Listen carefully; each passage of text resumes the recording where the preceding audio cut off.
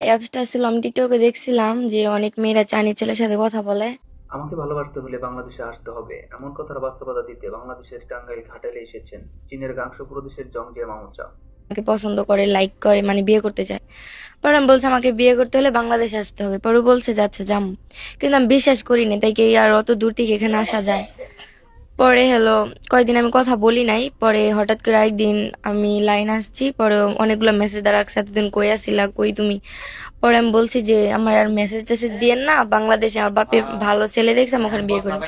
পরে আমার সাথে রাগারাগি দেখাইছে যে তুমি কয়জনকে বিয়ে করতে চাও, আমাকে না তোমার বাবা মা যাকে পছন্দ করে তাকে। বাংলাদেশের সুদূর চায়না থেকে জংজিয়া মামুচা আসলেও প্রথমে বিশ্বাস করেনি মায়া। পরে যখন মায়া জানলো সত্যি জংজিয়া মামুচা বাংলাদেশের মাটিতে, তখন সে একটু বেশি অবাক হলো। আমার বাবা মা এখন খুশি হয়ে যাকে দিবে আমি তাকে। কয় না না আমি আসবো। পরে ও সেদিন রাত্রে অনলাইনে টিকিট কাটছে। অনলাইন টিকিট কাটার পরে পরের দিন রাত 9:30 আমাদের বাংলাদেশ এয়ারপোর্টে আসছে। মানে ও আমার এই টিকিটের ছবি তুলে পাঠাইছে, তাও আমি বিশ্বাস যাই নাই। এয়ারপোর্টে এসে ছবি তুলে পাঠাইছে, তাও বিশ্বাস যাই না। যখন আমাদের বাংলাদেশ এয়ারপোর্টে আইসা একটা ভাইয়ার দা কথা বলাইছে, পরে বিশ্বাস গেছি।